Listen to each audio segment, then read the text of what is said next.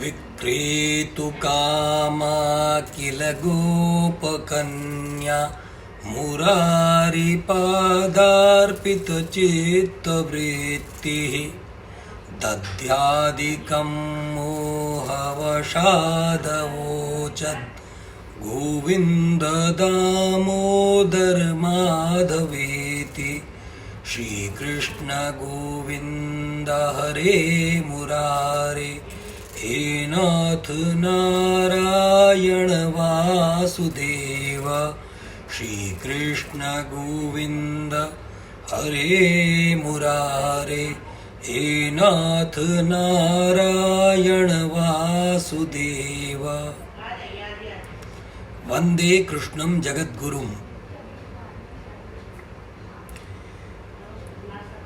निहत्य धार्तराष्ट्रान्नः का प्रीतिः स्याज्जनार्दन, पापमेवाश्रयेदस्मान् हत्वैतानाततायिनः।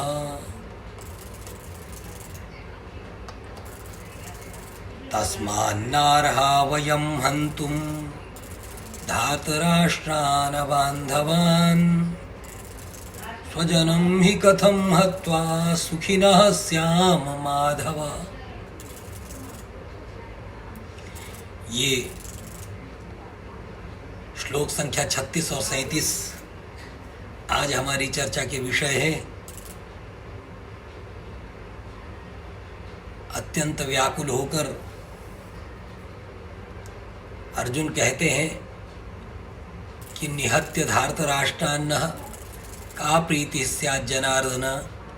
हे जनार्दन, निहत्य धार्तराष्ट्रान्, इन धृतराष्ट्र के पुत्रों को निहत्य माने मार करके, नह का प्रीति ही स्यात्,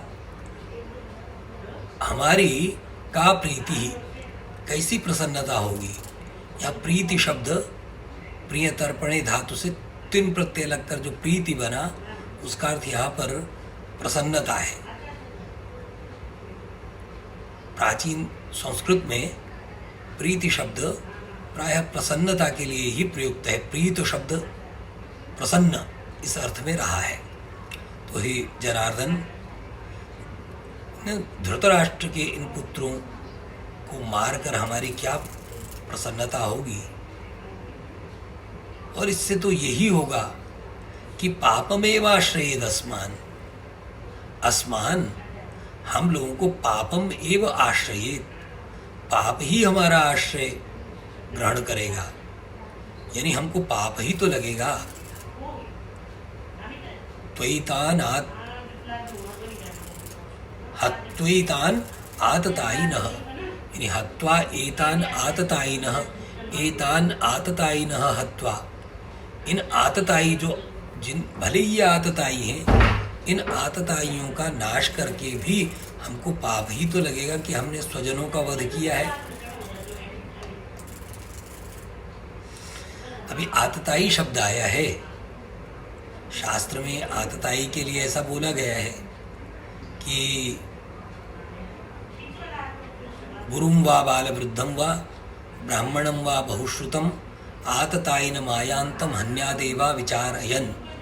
यदि आतताई के रूप में कोई गुरु हो, ब्राह्मण हो, बालक हो, वृद्ध हो, या बहुश्रुत यानी बहुत ज्ञानी हो, अनेक शास्त्र जानने वाला हो, यदि वो आतताई के रूप में, आक्रांता के रूप में हमारे सामने उपस्थित हो रहा है, तो बिना विचारे उसका हनन करना ही ठीक है।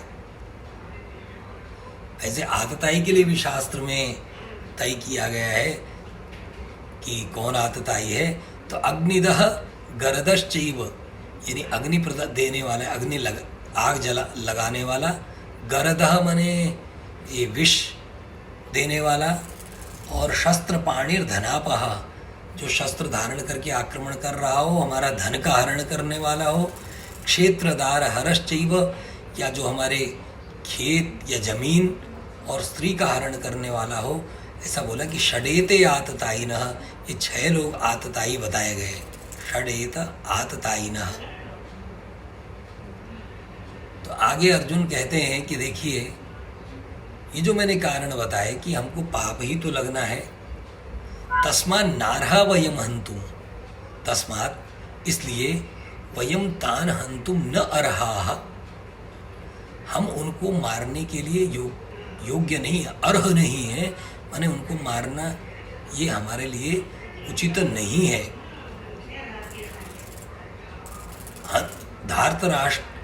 धार्तराष्ट्रान स्वबांधवान, अपने जो धार्तराष्ट्र धृतराष्ट्र के पुत्र, महाराजा धृतराष्ट्र के पुत्र है, हमने अपने बंधु हैं, स्वबांधव हैं, तो ऐसे अपने बंधुओं को वयम हंतुम न अर्हाः, उनको मारने की हम योग्य नहीं है।